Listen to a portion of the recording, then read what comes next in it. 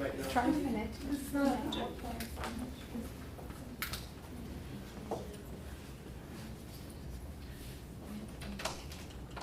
Affichage, maybe.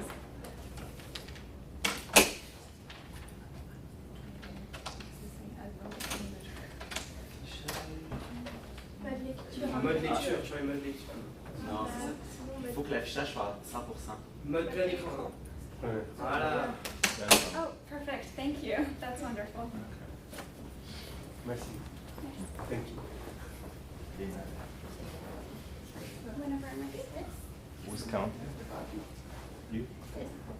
Hello, everyone. I hope your morning has been lovely so far. Before I get into my presentation, I want to walk you through a quick exercise that really encompasses what the social problem I'm trying to address is. So I want you to imagine yourself walking through a shopping center. Walking through a shopping center, one with many stores all filled with racks and racks of clothing, shoes, jewelry, home goods, and everything in between.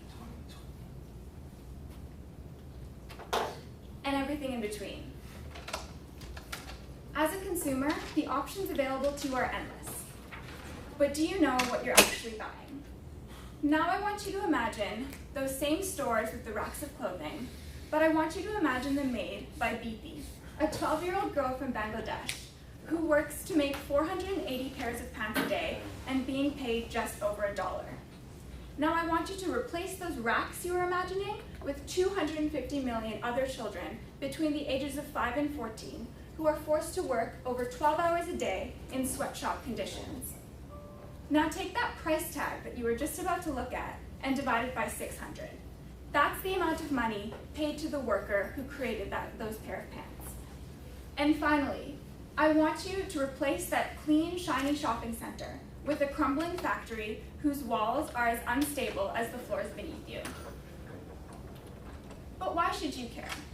You may think that this is just how the world works. Clothes come here because they're made elsewhere. You may even think that purchasing socially focused products is a luxury because they're unaffordable and inaccessible. Well, this is why you should care. These are photos from the Rana Plaza incident that happened in Bangladesh in 2013. This is known as one of the most horrific accidents to ever hit the garment sector, killing over 1,000 people and injuring over 1,000 more. This is the result of us as consumers not caring where our products come from. Why is it okay for a factory to be crumbling to the floor like this when it has the potential to look like this? This is a social enterprise in the Philippines called Rags to Riches. They pay their artisans a fair wage, and as you can tell, the labor conditions are far more than just livable. Why are we as consumers so unaware of the who and why behind the products we rely so heavily on? It's because of the systemic issue of unethical procurement that retailers have been building up for decades now.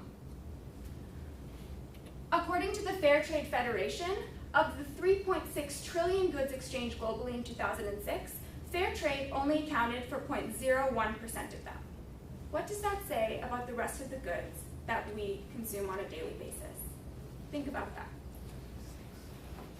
My name is Priyanka Vasudev, and I am one of the 3 co-founders of Kanekta, a social venture whose mission is to increase the availability of ethically sourced products in the marketplace by supporting small to medium-sized social enterprises. Our end vision is to redefine consumerism to account for the interests of the producers and not just the interests of the consumers. Kanekta is composed of a team of 3, myself, Priyanka, and my 2 co-founders, Sheen and Fran. We all bring a diverse variety of skill sets to the team in order to make Kanekta a success and build it up. I am the strategic thinker as well as the design brain behind Kanekta. Sheen handles our finances and our operations, and Fran brings her marketing and brand management side, as well as she has a background in technology, so helps with our website, which I'll speak about later on. So now I'm going to walk you through the why, what, and how behind Kanekta. So starting with the why. As socially conscious consumers ourselves, we realize that there is a severe lack of ethically sourced products available to us in the marketplace. This coupled with our exposure to the fair trade industry and seeing how artisans and social enterprises alike needed access to bigger markets in order to grow an international audience. we thought, why not try and combine both problems together and use the power and potential of this social enterprise in order to move the world towards more conscious consumerism. A large part of our why is due to the existing structure. With retailers continuing to dominate the consumer goods industry, there exists a need to rehumanize the act of purchasing and reconnect the craftsman to the consumer. The current structure prompts retailers to source from the most cost-effective outlets in order to maximize profit. But according to a study done by Nielsen, 55% of consumers, online consumers across 60 countries, say that they're willing to pay more for products committed to positive social and environmental impact. Get this, the price increase to a consumer if sweatshop salaries were doubled is only 1.8%. Isn't that crazy?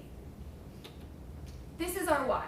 Leaving all the numbers aside, our why is to influence an alternative procurement structure in which retailers place more emphasis on supporting ethically sourced products because it's what their consumers demand. Now moving on to our what. What exactly is Kanekta?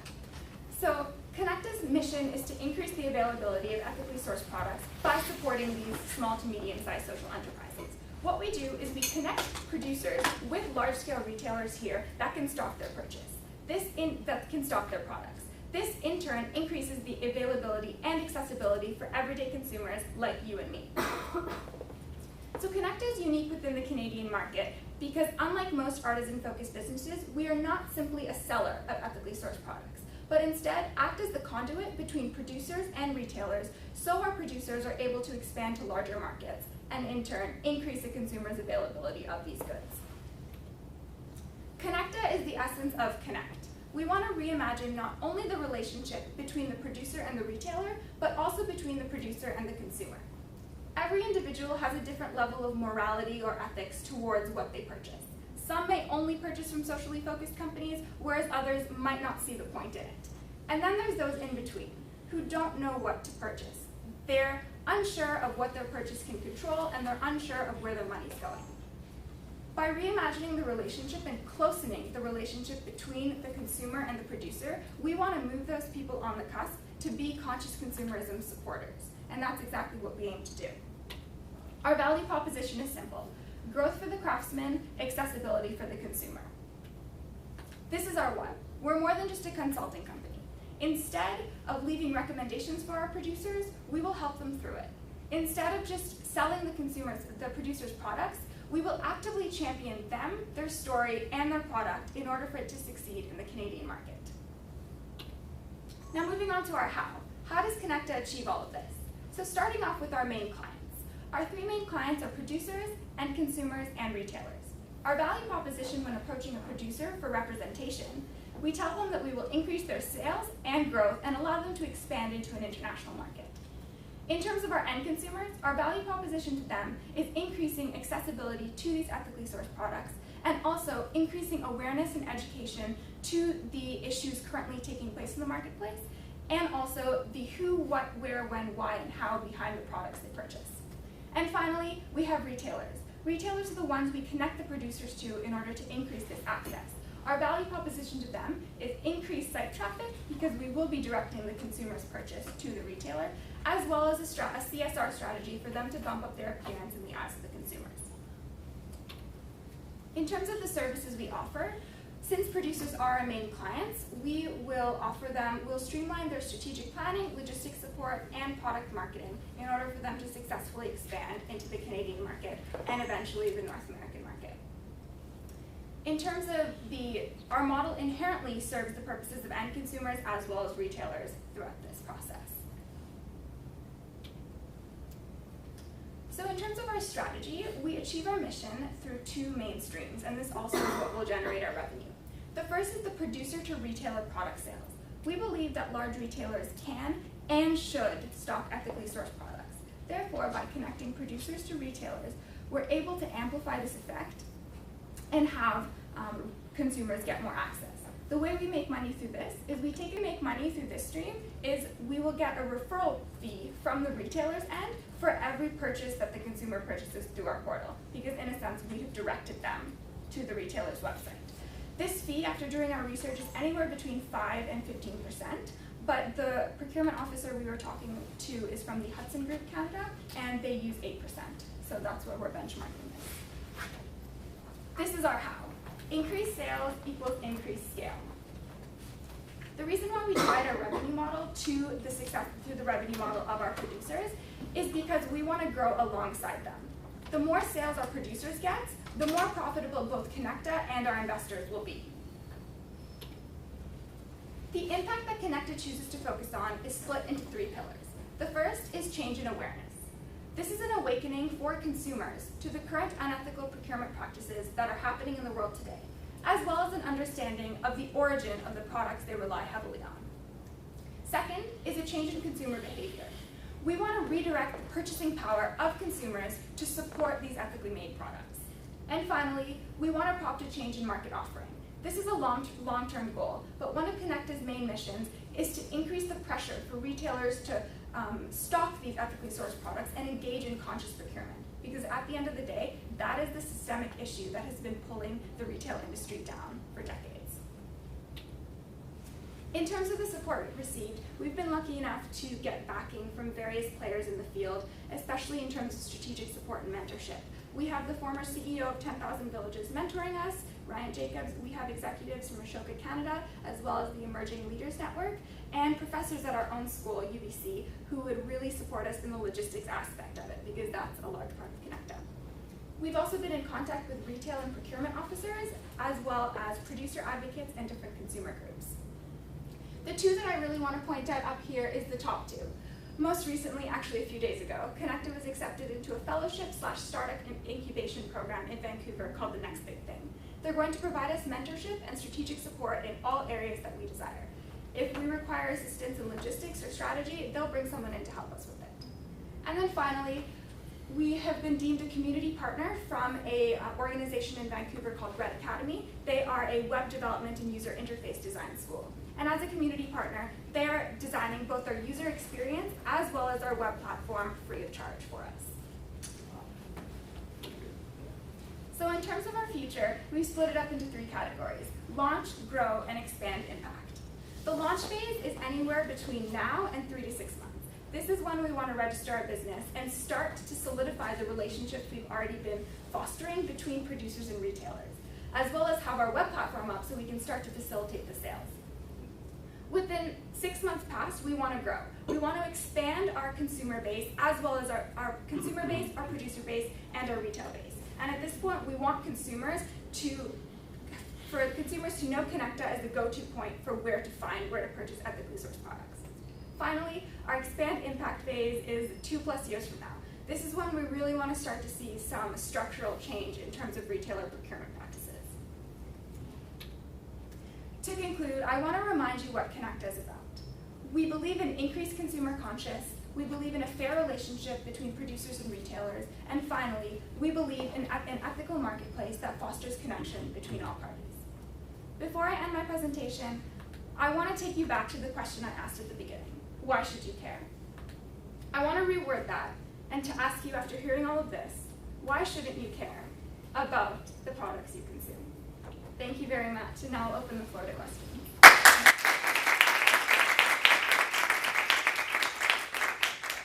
So my first question is about your business model. So as you address, you're taking a percentage on the transaction between the producers and the consumer, right? So we have a two-pronged approach. We take a commission from the amount of sales that the retailer purchases from the producer. So it would be a small percentage dependent on the size of the producer. And this will be in place until they're able to maintain the relationship themselves. That's one side. And then the second side comes from our web platform. So because we are directing consumers to purchase from the retailer site, they'll pay us a referral fee of anywhere between 5 and 15% for every purchase made. Okay. So from your side, you're going to build a user base, right? The more the user base, the bigger it is, the better the site is going to grow, right? Exactly. So how are you going to grow that user base in the beginning?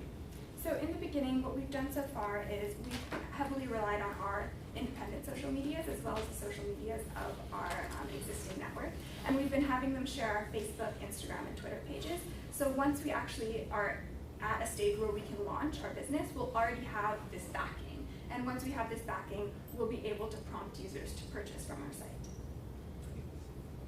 Okay, I have one question, but I need two answers. Okay. So my question is, based on your revenue model, why you should not invest in your idea? Think as an investor and think as well as a customer. So as an investor, why we should or why we shouldn't? You shouldn't. What you should not. Why you should not invest. So right now, our revenue model, like you said, it heavily depends on the amount of consumer support we can get. This is either a yes, we'll get a lot, we'll get a little, or we won't get any. So a side of me as an investor would say, I want to see that support before I'll invest in you, and I want to see that backing. So I think that would be one of the reasons. I would be apprehensive to invest until I got to see that social media following or that activity on the website. And in terms of the consumer, why I wouldn't buy into it, I wouldn't buy into it because I'd say, well, what's the point? I've been speaking to some consumers, and not all of the people I've spoken to would be considered conscious consumers. They say, why should I care what goes on in a sweatshop there? It's me here. But that's mainly because they're not aware. They're not aware of what's actually going on. But once you've spoken to them and once you actually tell them about the conditions that the producers have to work in and have them reimagine it if they were in that situation, that's when you have that mindset shift. And that's what we want to do with our web platform. At first, consumers might be apprehensive because they'll be like, oh, I don't care about this, I shouldn't, it's all the way across the world, right? But once we raise that awareness, that's when they'll start to buy into the idea. Thank you. Kanekta, right? Nice, very nice presentation. I like it, and I like the, the reason that you're pushing it, the social impact on it. But I think the business model needs to be improved. I mean, you see, he has a question. I have some company who works in retail industry like this. It's pretty tough to convince the retailers to negotiate they want. I mean, it's pretty tough until you reach a certain amount. It's doable. For me, you have a huge challenge. I mean, you can do it, I think. But in your presentation, what I think is missing is the proof of concept. You see what I'm saying? I don't see yet the MVP. You take one store or you take a few producers and say, hey, that's what we do with them. I don't see that yet. You see what I'm saying? So it's more a concept, which is cool. You have kind of business model behind it, but I think in order to go to the market like this, it's so huge you cannot recreate until you have something they don't have. Okay, you have a team of programming that can help you. You have the startup who can do it. But I believe what you need, I want to see a proof of concept. Means I know guys in Chabadel, I know Shafik who have contact with retailers. You take a bunch of it, you connect it, you say, hey, this is 5 people who are working for just this, and we negotiate with these retailers. I don't care, it could not be a big retailer.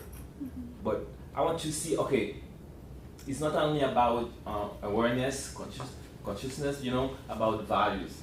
You see what I'm saying? But you need to have this proof for me, and that's what I want to see. I would love to expand a little bit on that. Did you validate it? Yes, so we've been speaking with a variety of different procurement officers from retailers like Holt Renfrew and the Hudson Group, as well as the 10,000 Villages. And one of the main things that they've told us, at the get-go, they told us it's very difficult to change a consumer's mindset, especially a mindset that has been in place for so long. But in terms of changing the retailer's mindset, one idea they gave us is to really engage in their corporate social responsibility strategy. They've told us that consumers have started to approach them and ask where products are coming from. There's already that changing mindset. We just need to have that extra push and show retailers that your image in the consumer's mind will increase heavily if you support our producers' products, because we can track the supply chain back to where it originally started. And by doing that, you're providing consumers with that traceability where they can trust it. So the retailers we've spoken to, they've addressed this, they've told us this challenge, they've told us that it's going to be difficult, but they have been supportive in saying that if you have producers, we will look at their cost structure and we will look at their pricing, and based on that, we will see if we can stock their products in our stores. So that's what I'm saying, the business model, I think it will be tough. I mean, you need to have some money to push a lot of advertising, marketing, and what the retailers, the only reason they will buy some stuff like from you guys, I mean, directly, is because they buy a value, a lobbies. You understand? They buy it. If you have to do it in order first, and they can buy it, so they can publish it. You see what I'm saying? That's why I think it's doable, but there's a certain way to do it. So, I would love to hear your suggestions on how we can sort of combat that yeah, later on. no problem. Thank you. And why did you choose to go as a marketplace instead of being vertical, like direct to consumer instead? Because we've realized that our core mission is to increase the availability for consumers. And we could do that through a regular e-commerce site, but we won't get the reach that we want to. We want consumers to be able to go into the retail shops that they go to regularly and see ethically sourced products, because that's really what's going to shift their mindset and say, okay, now I don't have the excuse of it not being accessible to me. Because the opportunity I see from that market, from what I see at this very moment, is the traceability of the goods. If you could position yourself as the tracer of, you know, ethical goods, that is a big market. Exactly.